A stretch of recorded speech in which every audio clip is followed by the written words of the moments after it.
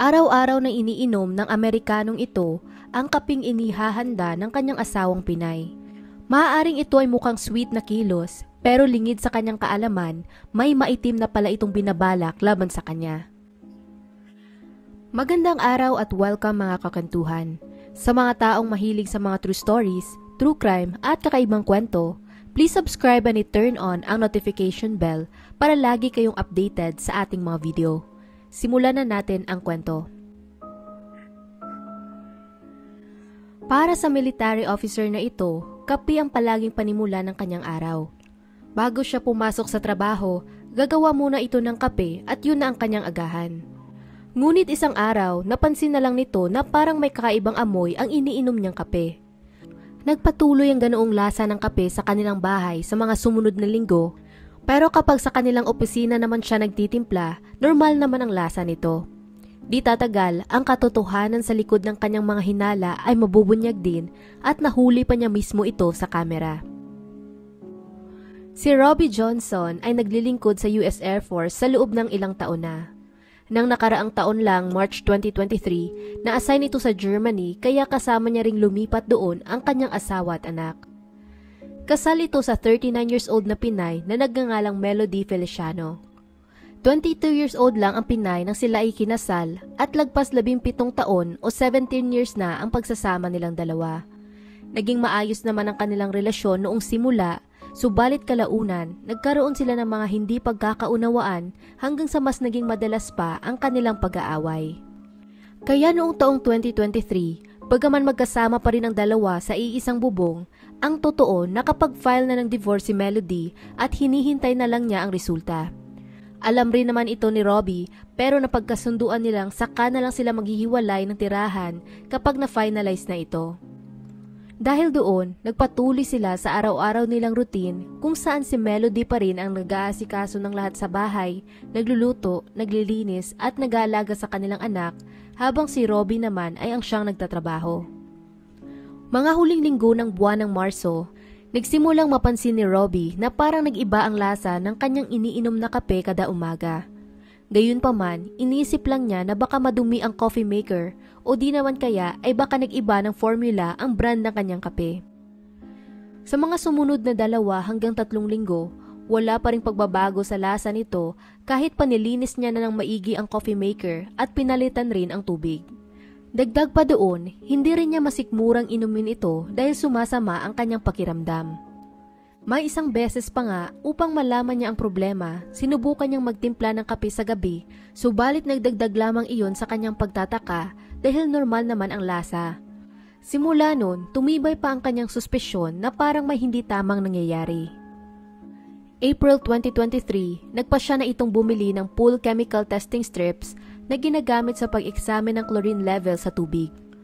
Ito ay maliit na papel na nag-iiba ng kulay depende sa chlorine level na nasa tubig. Dilaw o orange kapag normal lang at purple naman kapag ito ay sobrang mataas.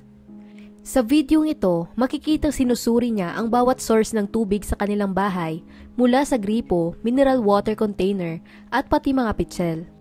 Inire-record rin niya sa kanyang cellphone ang bawat resulta ng test.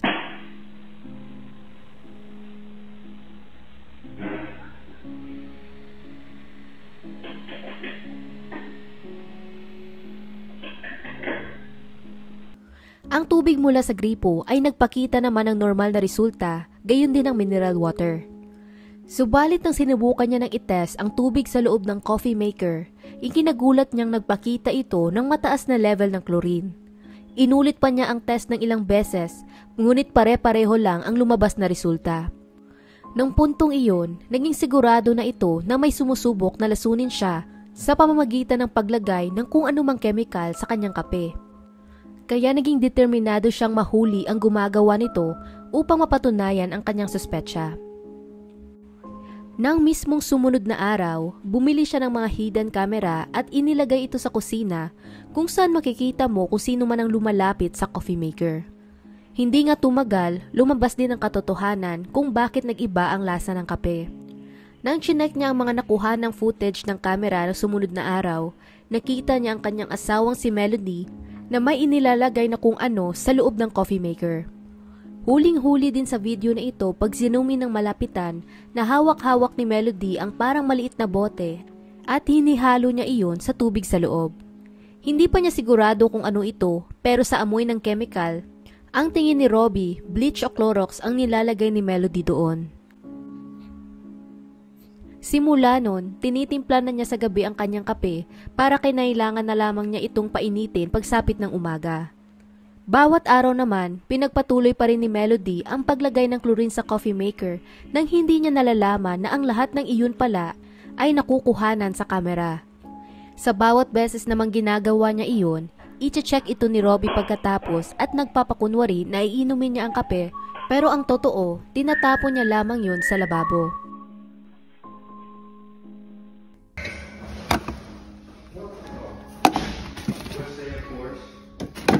Tonight's the night I caught her on video.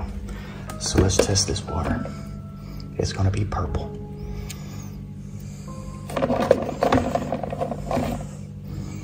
Boom.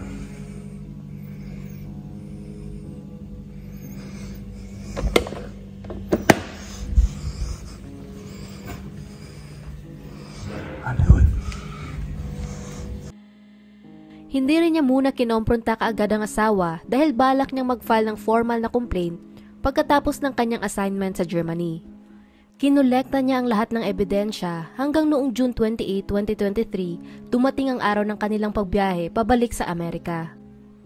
Umuwi sila sa kanilang tirahan sa Air Force Base sa Tucson, Arizona, pero muli siyang naglagay ng mga kamera sa loob ng bahay. Kagaya ng kanyang hinala, pinagpatuloy pa rin ng asawa ang paglason sa kanya. Sa video na ito, makikita si Melody na palingon-lingon sa kanyang likuran bago ibinuhos ang bleach upang siguraduhing walang nakatingin sa kanya. Noong July 6, 2023, formal nang nag-file ng report si Robbie sa lahat ng nadiskubre niyang ginagawa ng asawa sa Tucson Police Department. Ipinakita niya sa mga officers ang nakuha niyang video kung saan nagpapakita itong may nilagay si Melody na kung ano sa coffee maker. Ngunit dahil hindi nila masigurado kung bleach nga ba ang binubuhos nito doon, kinuha lang nila ang report nang walang follow-up. Dahil dito, nagpa siya siyang bumili ng dagdag pang kamera na mukhang fire alarm kung saan inilagay niya iyon sa laundry room at sa mismong taas ng coffee maker. Sa posisyon na ito, mas klaro mo nang makikita kung ano ang nilalagay na chemical ni Melody sa tubig. Sa video na ito noong July 18, 2023, nahuli si Melody sa camera na nagbubuhos ng bleach sa maliit na cup sa loob ng laundry room. Naglakad ito papunta sa kusina pagkatapos at inilagay naman iyon sa coffee maker.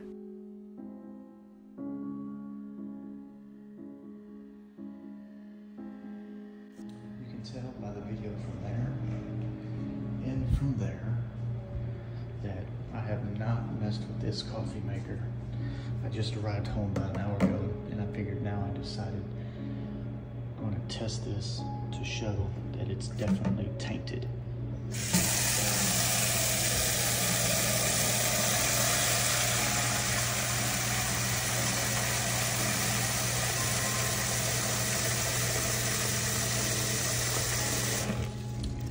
So I'll test this water with this new strip. And then I'll use the same strip once I put it in the coffee maker. No big change.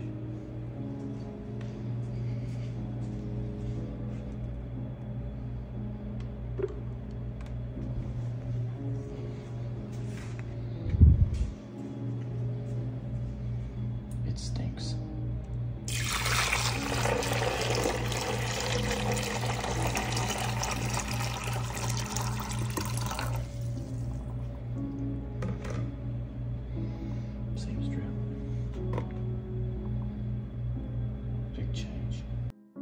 Pagkatapos mapatunayan ang kanyang inireport sa pulisya gamit ang mga bagong videos, inaresto din nila kaagad ang Pinay ng parehong araw, July 18, 2023.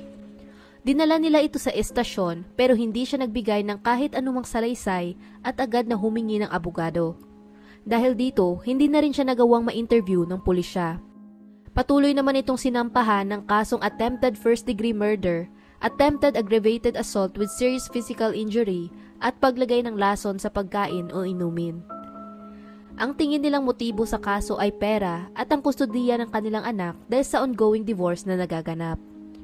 Binigyan rin nila ito ng mataas na ban na umabot ng $250,000 o 13.9 million pesos para mahirapan siyang makapagpiyansa. Dahil napag-alaman din nila mula sa investigasyon na may biniling property si Melody sa Pilipinas noong October 2022, diniklara nila itong flight risk at pinagbawalang bumiyahe. Itinakda ang unang hearing para sa kaso noong buwan ng September 2023 at sa pagharap ng Pinay sa korte, itinanggi niya ang lahat ng paratang na sinubukan niyang lasunin ang kanyang asawa. Ayon naman sa prosekusyon, matibay ang ebidensya na gusto niyang patayin si Robbie. Nadagdag pa nila, malamang plinano niya ito para makuha ang insurance benefits ng asawa kung sakali mang ito ay natuluyan. Ayon naman sa salaysay ng toxicologist, kung ang plano ng Pinay ay patayin ng asawa o magsanhi ng malalang sakit gamit ang bleach, ito ay hindi magiging ganoon kaepektibo. Dagdag pa ng isang eksperto na si Dr. Dan Kwan, kinakailangan raw ng malaking dose ng bleach para makapatay ng tao dahil hindi ito kagaya ng full acid bleach na may mataas na concentration. Ang concentration ng household bleach ay 5% lamang kaya hindi talaga ito makakapagdulot ng malalang pinsala sa katawan. At dahil paunti-unti lang ang nilalagay niya, maaari lamang makaranas ng hapdi sa lalamunan o irritation ng biktima. Sa ngayon, nananatili si Melody Feliciano sa Pima County Jail habang tumatakbo ang paglilitis. Pero dahil sa patong-patong na ebidensya, hindi malabong mapatunayang guilty ang Pinay sa mga nakasampang kaso sa kanya.